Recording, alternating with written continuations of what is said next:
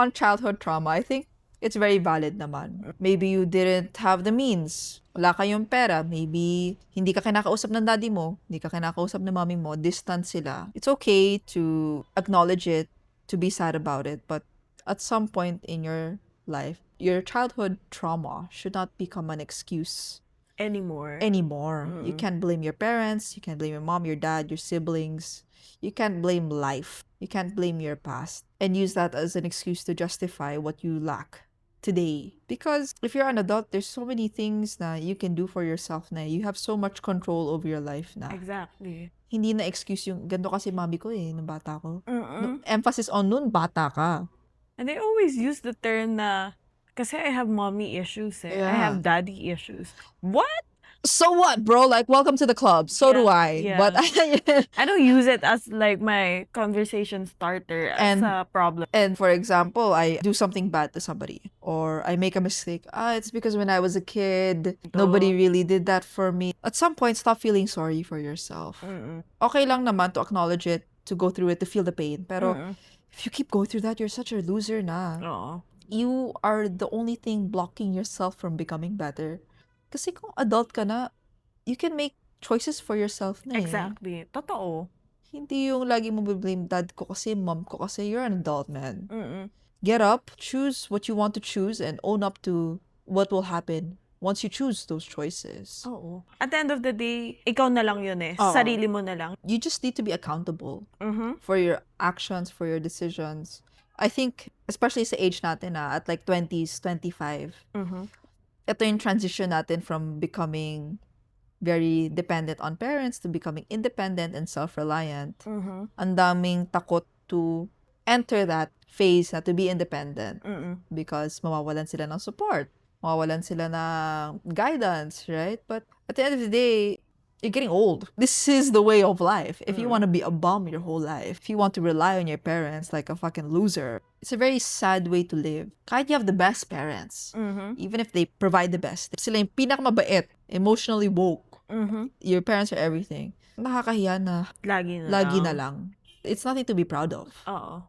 I moved out of my family's house. Tapos mag-isa ko na ngayon. Ang lagi kasi nilang sinasabi before sa akin na, hindi mo to kaya. Hindi mo kaya, hindi mo to kayang gawin. Yeah, literally. Akala nila na hindi ko kaya magluto, hindi ko kaya maglinis ng something. Sarap kayo magluto. Yung mga ganun. Kaya parang, kaya nung nagawa ko na siya personally sa akin, sabi ko, I know I could do it. Ang pangit lang paringgan na kapag nanggagaling sa kanila na they don't have hindi nila binuboost na kaya mo kasi to, kaya mo to, kaya mo to. Super nakaka-down talaga even before. Kaya I really wanted to prove them wrong. Na once I have my own life, I have independency na sa sarili ko. Kaya ko nang gawin sarili ko, kaya ko nang alagaan sarili ko, kaya ko nang magluto, kaya ko nang maglinis medyo. Little by little, mag-isa kong natututunan yung mga dapat. Kasi ako, admit ko sa sarili ko, medyo onti yung natutunan ko sa house. I don't know why. Well, lagi nilang dinidikdik yung mga ganito. Pero I think yung harsh way of teaching. So ngayon, Tough love. Oo, yun. Kaya parang Which is not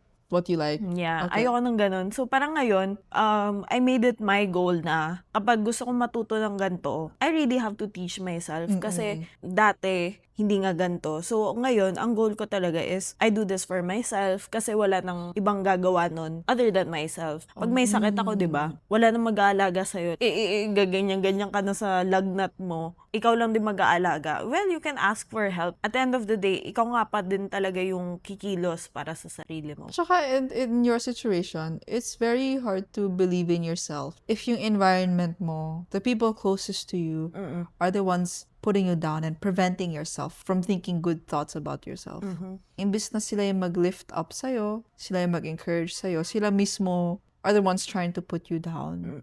So, it's very, very hard to have courage, siguro, to try new things, to learn new things. If the people na you love and are even the closest to, sila mismo yung pumipigil sa'yo Oo. from becoming the person na you think you are and want to be.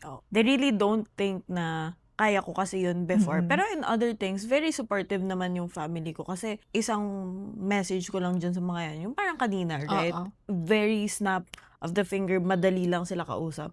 So I think medyo gusto ko na ding matuto na kaya ko din yun gawin. Konti-onti. Kasi at the end of the day, gusto ko din naman na hindi ko sila aagrabyado. Kasi they're still doing their own things. At ako gusto ko, kaya ko na din siya in the future kapag ako na lang. Ang dami ko kasing natututunan na mag-isa ngayon. Kunyari sa bahay, nung last yung grease trap ko, yung mga ganyan, di ba? Like parang, I didn't know that I had a grease trap. Tapos nagka-clog na yung mga everything, yung aircon ko, kailangan ko pala linisan. Yung mga ganun. Parang reality check siya na not everything that they taught you is yun na yun. Hanggang ngayon, madami ka pa ding matututunan Exactly. by yourself. It's really important na you learn to live on your own or at least move out, which is very, very against our culture and very, very against our norms. Pero when you move out, doon mo talaga nakikilala sa sarili mo eh. And that's the only way you can discover parts of yourself na you've never seen before. Parts of yourself na you can't explore kasi nahihiya ka sa bahay, baka pagalitan ka sa bahay, baka hindi pwede. Totoo. But now that you have the freedom, double-edged sword siya. Depende yan kung paano mo gamitin freedom mo. Kung puro alak lang, bisyo lang, or you use it to learn and develop yourself. So I think it's really, really important in our age to take the time to convince your parents to move out, to move out, or at least try to do things independently, because there's a lot of power in knowing na kaya mo mag-isa. You can go alone, you can do it alone without waiting on the approval of anybody, without waiting on others to come with you. Kahit traveling alone. Yeah, pray for Living me. alone. Yung mga ganun. Yeah. Kasi isipin mo, at the end of the day, yung mga simple things na ganyan, sarili mo lang din makakausap mo eh. Sa the final decisions mo in life. Kasi what works for you, yun na yung dapat gagawin mo sa future mo. Pag hindi convenient sa'yo, edi wag mo gawin. Pag nahihirapan ka, edi wag mo gawin. Parang ganun. Parang, if you think it will work out, then do it. And I think it's good to learn na you should live for yourself. Even if it's selfish, you owe it to yourself to do the things that you want, learn the things that you want, meet and go to the places that you want. Imbis na pagkait mo sarili mo, diba? You really owe it to yourself to explore the world, explore yourself without thinking about, okay kaya to sa partner ko, okay kaya to sa family ko. Or else that will always just be in you. And that potential will just die. And you never know where that can lead towards, diba? If your family wasn't supportive of your content creation but you wanted to do it on your own, tapos finollow mo yung guts nila na sinasabi mo na, no, hindi yan pwede sa'yo. Like, ano na mangyari sa'yo, diba? You wouldn't be where you are now. You wouldn't do what you do now. Tsaka wala kang growth. Yeah. You're still gonna be the same person as you were before. Stagnant ka. Ganyan ka lang. Hindi mo makikita na may full potential ka pa besides kung ano yung naiisip nila for you. At saka, kasi pag, alam mong, mapapansin mo yun eh. If you're really growing, you know it. Tsaka, for me, naiwasan ko na yung mga bad habits ko from before.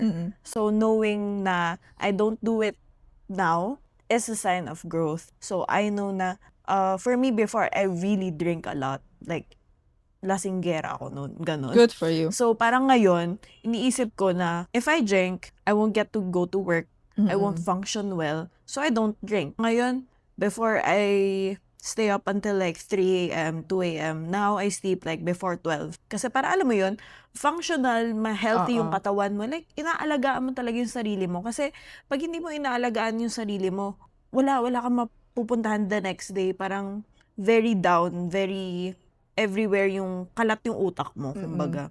So, I think, little by little, makikita mo yan kapag alam mong nag-grow ka as a person. At mahirap kapag in denial ka, as sabihin ng iba, I'm growing, pero you're still doing the same things It's as just you were before. you're repeating your own bad behaviors. Kasi pag inuulit at inuulit mo yun, it's like you're reading the same book. Yeah. Same ending. Kahit sabihin natin na iba man yung kasama mo, pero it's still the same bad habits, same outcome pa din yun. So you're still not growing. If you're on the path to growth, it's also important na the people around you are doing the same thing, especially if it's your partner. For example, if you're on this path to trying to earn the most, trying to hustle your way, and your partner is kampante na kung nasa na siya ngayon, one way or another, your goals will not be aligned with one another. Somebody will feel like they're behind, and that will either turn into distance or resentment, but you two are not on the same page anymore. And selfishly thinking, that will not help you as well move forward. Kasi pabigat na sila, whether that's your friend, your parents, your partner. If the people around you don't care about growth and they don't acknowledge na there's more to life, there are things that we can change. Kung gusto nila, ganun na sila. Ang hirap for you to get away from that. If ikaw, you don't want to be a lasinggera anymore, pero lahat ng friends mo, Shay, tara! Right? Diba? It's very hard because your environment is not a catalyst for your growth. It's going against it. Ang pangit sa utak na when they think you're growing, They take it against you pa. yeah, sabihin nila, iba ka na, hindi ka naman ganyan eh. This is me now. I've learned to say no, to fix what I need to do before I do something to enjoy myself. I mean, sabihin na natin workaholic. Bakit, di ba? That's not bad. It's fine. Kasi ako, I enjoy what I do. Hindi naman ako nahihirapan, di ba? So, for me, mas okay itong ginagawa ko ngayon kasi yung dating pinapahirapan ko yung sarili ko na ganyan ako kasi may hangover ako, ganyan. So, pangit pa rin na yung dati mong friends is, yung sinasabi nila sa'yo is, ano ba yan? Hindi ka na sumasama, hindi ka na... And they don't like you anymore because of that. Yun. Kaya parang, ano ba yan? This is me now. Yeah. Take it or leave it, diba? Exactly. I'm a firm believer na you can rebrand yourself however many times you want. Every month, I guess. Ako, medyo every month, you know, like, but that's like clothes-wise. But you can rebrand yourself career-wise, personality-wise. And there's no cap to the amount of times that you can change. And there's no cap to the growth that you can attain. Even if sometimes you feel like you're losing so much people because you're changing all the time. It's not a loss if they take it against you. You feel like you lost so much friends. Like, ako, admittedly, parang wala na nga akong friends outside of you guys. Right? Like, but that's because I was in a point in my life that I really just wanted to focus on my career.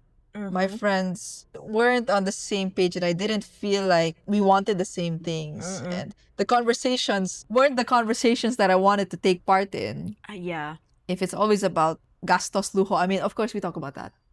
But it's a good mix of the things that I want in terms of growing, in terms of learning. So when I was growing, I lost a lot of friends. I lost a lot of the people around me. Akala ko parang kawalan ko yun eh. But in the end, the people that I lose will only steer me towards the people that will really welcome me for who I want to be and who I am now. Oh. The people that don't let you change, the people that cling on to the past and hold the past against you for so long, it's not you anymore. There's no point in holding a grudge. There's no point in showing me this ghost of a person. That doesn't exist. Also, meron din ako nabasa. Sabi nila na, I'm glad na other people don't know this version of me anymore. Kasi They don't have the privilege to see what I am now. Kasi they still have a version of me in their heads, pero hindi na ako yun eh. So, nakakatuwa na I can prove them wrong na once they see me again, once they check my socials for any stalking, ibang-iba ka na. iba na. Glow up.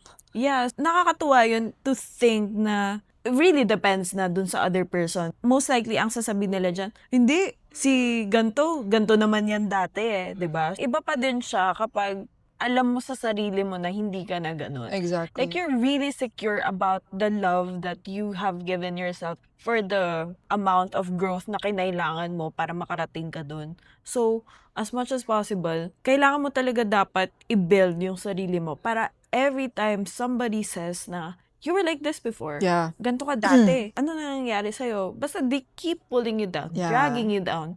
Pero kung love na love mo yung sarili mo, magmumukha kang, alam mo yun, above than what they're saying about you. There's a version of yourself that are in a lot of people's minds, but it's an old version of yourself. Exactly. There's an old version of yourself that people still keep to this day, but it's not your responsibility anymore to adjust to them and to that because they don't mirror reality anymore. Maybe that day you were not the best. Maybe that day you had toxic behaviors, you didn't treat people the nicest way. But at some point in time, you're able to acknowledge it. And at some point in time, you're able to change it now. True. Hindi mo na your responsibility to try to adjust to their image of you. Right? Because happy ka na eh kung nasan ka na ngayon eh. And you're trying to be better and you're already on that path. There's no need to reminisce and go back.